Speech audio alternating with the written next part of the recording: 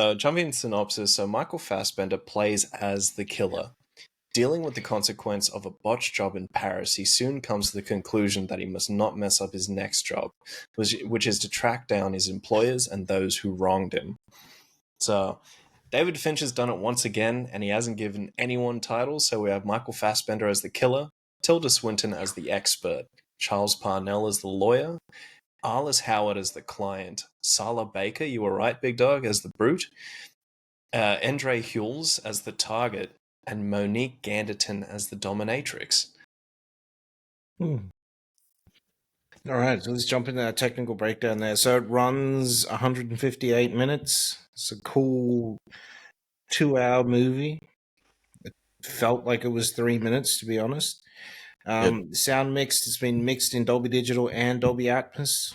So we'll check that out when it comes through on 10th. Netflix on the 10th. The 10th, yeah. It's got a 2.39 aspect ratio. They use Red V-Raptor ST cameras. These are the brand new cameras. These are the Cubans. These are the 8Ks. This is an amazing camera. Yeah, and then they use lights, Sumilux C lenses. So what did I see that used? There's a whole lot of new stuff and a whole lot of old stuff, I think, as well. Stranger Things, stuff like that, use those same lenses. They just didn't use that same camera. Because it's brand new. Like Fincher's up on that. He's up on all the Red, Red make the cameras for Fincher. Yeah, Fincher's would ask for this. Yeah, Ed told them streamline it more. Yeah, so the dailies were done by Photocam Next Lab. So it looks like there was. It's weird because I don't know if you shot in film or if you shot digital, but Fincher likes to shoot digital these days. He hates the film. So Light Iron Los Angeles did the digital intermediate. It is I think it's a 4K digital intermediate. The movie was shot upwards of 8K. Looked it. Yeah. It looked amazing. So it was in a Red Code RAW negative format. So I'm pretty sure that's just the actual digital hard drive, essentially. Yeah, so it was shot in Dolby Vision as well. The source format is 8K. We just said that. The intermediate was 4K, so it's going to look just next level. Criterion, we're looking at you.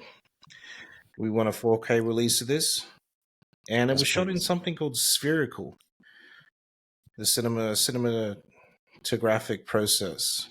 Spherical source format. I have no idea what that is. Printed film format is in D-Cinema. It's in DCP package, and it's in UHD as well. Yeah, so this is going to look great. The movie already looks great. It looked good on the screen that we saw. The only thing that really bugged me is that it looked like Netflix. They were playing the Netflix screen. Yeah. And that frame, the 2.3:9 aspect ratio, didn't fill up the full screen. They didn't even move the curtains, nothing, or widen the curtain, nothing. Well, for some reason, Netflix has a different aspect ratio. It says 2.2:39 there, but it's a different aspect ratio. It's nearly 2:1. It's just a little bit bigger than normal. Like when you see a Netflix full screen as well, it doesn't go full screen. No, it doesn't. Yeah, it's just a bit off. Yeah. But there is the 1.85, which is a bit smaller, and then there's the 1.87. Yes. By 1, which is, a bit bigger. Yeah. Just a bit bigger. You can notice it. Nice. With spherical lenses, it's just your standard camera lens, so the spherical shape to it. Whereas anamorphic, when they shoot because it's flat, it comes out looking stretched, and you have to de-squeeze it to get your original picture. So he wasn't using square. He wasn't using the cutout things in there then. No. This was proper, just like straight spherical lens. That's wild. Yeah. Probably gives it a nice look, actually. A nice little warped look on the edges. But I wonder if it was for the dimensionality as well, for the locations and stuff. All right. So the question everybody wants to know, is it worth the price of the subscription and also the price of admission in our case, because we actually went out to the cinemas? And I pay. say fucking oath. Yes. Yes, it is. Yep. It's a resounding yes for me. Seeing Fincher on the big screen again is amazing. Mm. The man is just a master of, like, sort of, he presents a really, really cold world, but fills it with these things and these actions that the characters have to do, and it makes it engaging. Mm. Any other this could have been the plot of a TV show or any other movie, and it would have fallen flat. But he keeps it right there, engaging. No fat on this at all. No. And that was the other thing, is that it was so refreshing to see a movie sub 2 hours Oh, man. in the cinema. After 2 weeks ago, Killers of the Killers of the Flower Moon. My God, like watching this was like, you know. Yeah. Unless I've got an intermission. You turn that fucking aircon on. That's what they need. Yeah, for me, it's yes for both subscription as well as admission. If you got to watch this in that limited run on a theatrical release, I think we should consider ourselves lucky to see something of this caliber on the big screen as well. Because just seeing this like on a Netflix on your TV at home won't do it justice if you've seen it on that screen. This was brilliant from start to finish. Like, there's no other way to put it. Like, this was beautiful, so good. All right. Y'all want to get into some spoilers? Yeah. All right. What worked for you, Oz?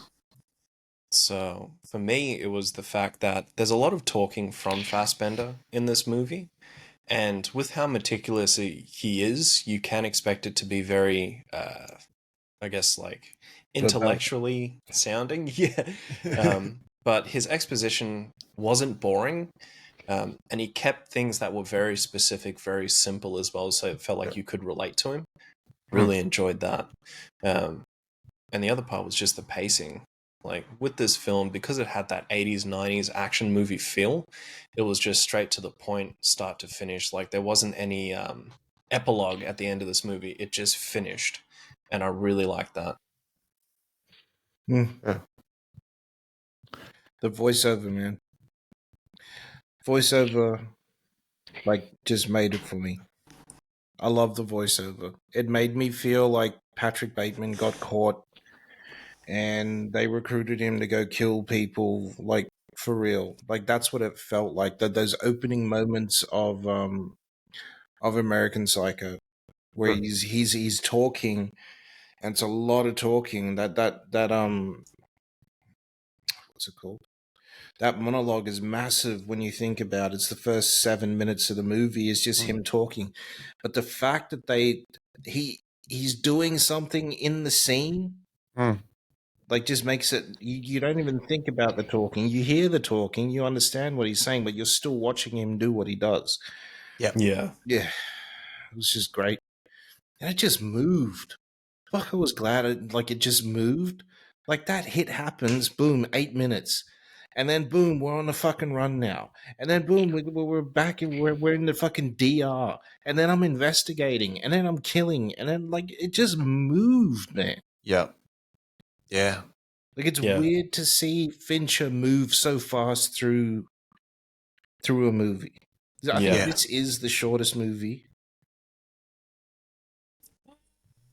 I think Alien 3 might be 157. Something like, I don't know if a game is also sub 2 hours or just on 2 hours. Just on 2 hours, yeah. Yeah. 203, 204, something like that. Yeah. Alien 3 is 150. Yeah, that length worked as well. It wasn't fucking around. No. I'm not looking to give you exposition out your ass and like just to pad out a scene. It was lean, it was focused, exactly like The Killer. Yeah, this is where we're at right now, and you need to fucking figure it out. So figure it out, and you got to do it quick. Yeah, loved it. I think what worked for me was this detachment that the killer has. There's a detachment necessary to do the work that you need to do. You cannot enjoy the pleasures of life, the luxuries of life, without putting in the work. He's self-described. I've put in my 10,000 hours. I know exactly what's going to happen. I'm prepared for this. I prepared for my entry. I prepared for my exit. And you see it all unfold on screen. Beautiful. And what was beautiful is that he tells you his rules, right? But when he executes, it's different. It's the rules essentially, yeah. But he shows you why he's the best. And I really resonated with that. And it's funny because it's not a character that should be likable.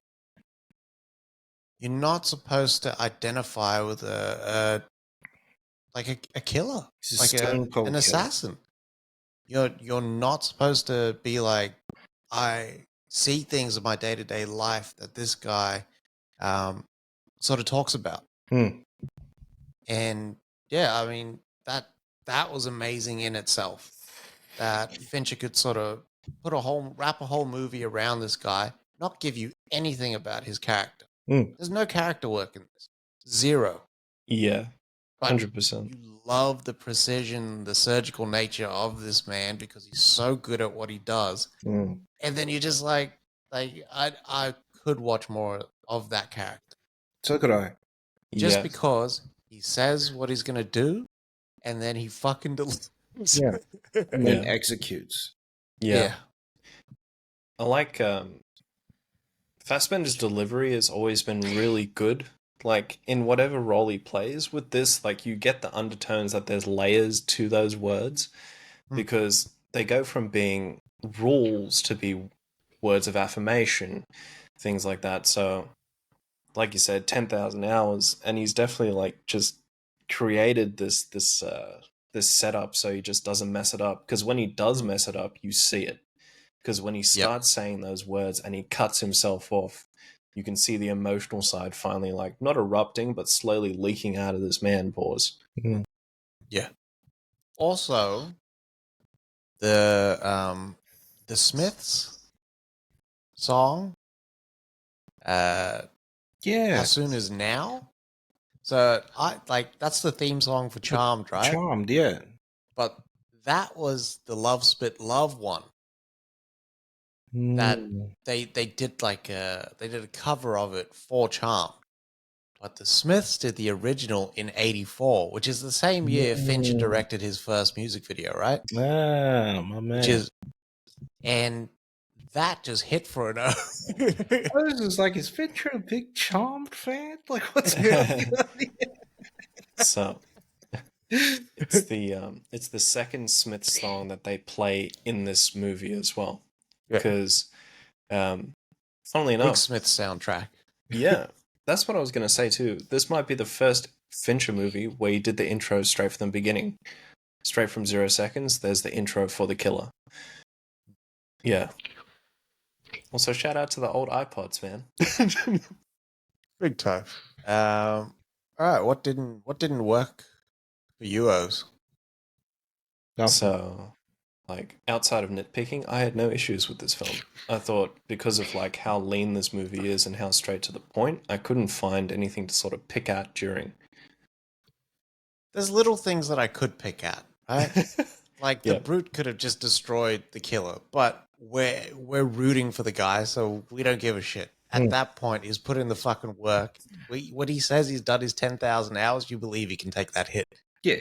But it was just a fight around the house that was just a bit awkward. You've never seen a Fincher fight scene. When has there ever been a Fincher fight scene that was that technical ever? Never. He's never done it. Ooh, certain aspects of Fight Club you could say, but true. And there's bits of Girl with the Dragon Tattoo where she's kind of fighting the guy on the escalator, but not to this level. No. So I think Fincher could probably get better at that. The photography at the end of it was beautiful, though. The brutality that he fucking unleashes on the brute was beautiful. All the hard-hitting shit was there. That's my only nitpick, though. I can't tear this movie apart. Has what's his face worked with the old Fincher before? The goat cinematographer. Deke? Yeah. Did he shoot what's his face? Social Network. He didn't, eh? No, he didn't. Is that Greg Fraser? No, it's the same guy that shot Fight Club. He's worked with him for years up until that point. It's the same but it's not. Yeah, it's not Greg Fraser either. You'd think that with Fincher's love for like digital photography, that he would have worked with the old Fincher before. Yeah, Jeff Cronenworth. Jeff Cronenworth. Yeah. I think if Fincher were to go back and do any movie with the Deke, it's Roger Deakins for anyone out there. With the Deke, it would be Benjamin Button. Yeah. That'd be the movie that would just be amazing. Yeah, that's true. Also, Panic Room is his shortest movie. Yeah. Panic Room is his shortest movie. Yeah. Panic Room fucking moves. Mate. I still haven't watched it. Oh, man. What? I haven't watched Alien 3 and I haven't watched Panic Room. Those are the two Fincher movies I've never watched. Panic Room fucking moves. We saw that how many times at the movies? Twice. I think twice, yeah. But Panic Room, it was a shame with Panic Room, even though it's one of Fincher's biggest hits, but it kind of got overshadowed by Spider-Man that year. Yeah, it did. But what's bad is that he was supposed to direct Spider-Man that year. He was. Shit. He was like, I don't want to do that fucking... I hate that fucking origin story. He would have done well now. Bullshit. Yeah. I can't nitpick the movie. Same. Like, it was just a great experience. Yeah. I think there was so little fat on there that you couldn't. Yeah. Like, it's hard hitting. Yeah. It's hard hitting. It's fucking brutal. It's to the point. Yeah. It also, like, I think they shied away from having any form of, like, real conversation in this movie because of Michael Fassbender, because you notice every time he gets into a conversation, he already leads with emotion. Like, you see it when the girl's all beaten up in the hospital and he speaks to her brother, I think. Yeah. Yeah. And it goes straight to, I will make this right, I promise. And then with Tilda Swinton, he's trying to hold it back. And that's when the words come up again. And then he cuts it. And it's just like, obviously, the biggest clinic gets put on by Tilda Swinton. But yeah, really, really good. Yeah. All right. What was the moment that you realized that you either liked, in this case, we loved the fucking movie, right? Well, what was that point for you, Oz? For me, it was when the Paris job gets fucked up. So it seems like he already had a contingency set up, and if he didn't, he thought really fast, and he made his move to get out of there. And with that, the intricacies of how he disposes of the evidence as well was crazy. And he scrubs himself off, he shaves, he gets everything done within this like allotted time, and then he's already moving. Yeah, I like that as well, man. That sequence was like amazing because I didn't know where it was going to go after that. I thought he was just going to outrun the cops and it was going to go into like a car chase or whatnot. But that was like his plan B that he had just thought out and executed. The way that he approaches his work for me was what got me straight away. Like, he's just surgical. Yeah. And it's no emotion. It's got nothing to do with feelings. This is just a job. This is just a job. That's all we're doing. Yeah. I don't care about the target. I don't care about who he's with. I don't care. Don't care about his political views. None of that bullshit. It's just a target. Yeah. I think what was surprising as well was, you know, when he goes to that law firm and then the chick's like, hey, like, do this right and I'll give you everything that you need. He's like, all right. And then I thought, okay, shit, he's faulting on his rules. This is the point in the story where the hitman always like fucks up and going to come around and bite him in the ass. But the way that he sort of does it, where she didn't get brutally killed, it's like she had an accident, Yeah. which is right in his wheelhouse. Like, he's known for that sort of shit.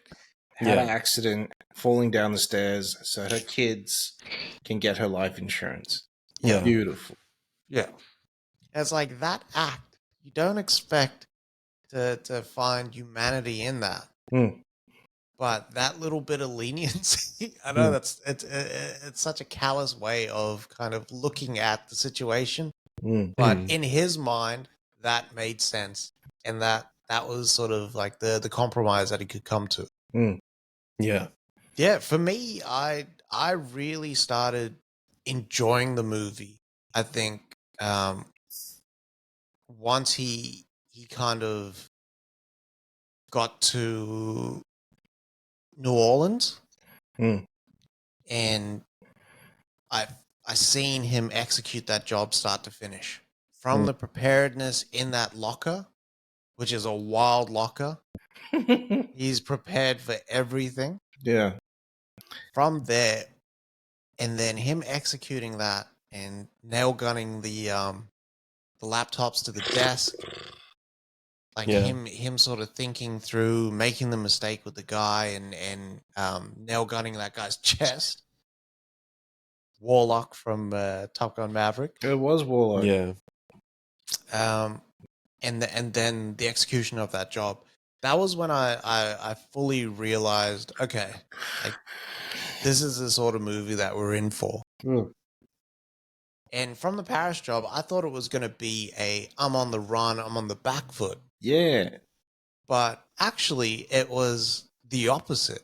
It was like, I'm in my element, I'm going to execute the job, and Yeah. I'm still going to stick to my tenets. Yeah. Locked, loaded, hunting your ass down. Yeah. No, I loved it. Honestly, start to finish, this was fucking beautiful, man. So good. Yeah, I agree. It's not a movie that is flashy, Mm. and like it seemed like it was quite low budget in terms of how much action was actually in there. But I There's think still that a lot of action in there. oh yeah, there's heaps of action. Not heaps of action, but there's enough action to keep you entertained when you needed it. Yeah. Because I don't need Yeah. OD action. It's just different types of action. Yeah. I don't even know if you call it action. You know what I mean? It's a Fincher amount of action. Thriller. It's thriller. Yeah.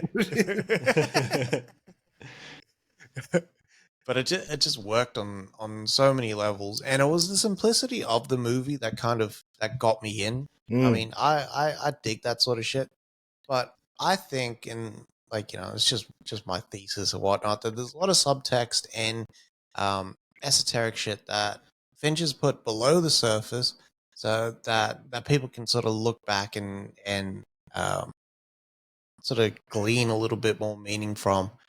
I will post I won't go into it now because I wrote a little bit, but I'll chuck that up on Instagram or something like that. A little bit of my sketchbook there for anyone keen and mean. Like it's lazy. Yeah, that is it. Check The Killer out on Netflix from November 10th.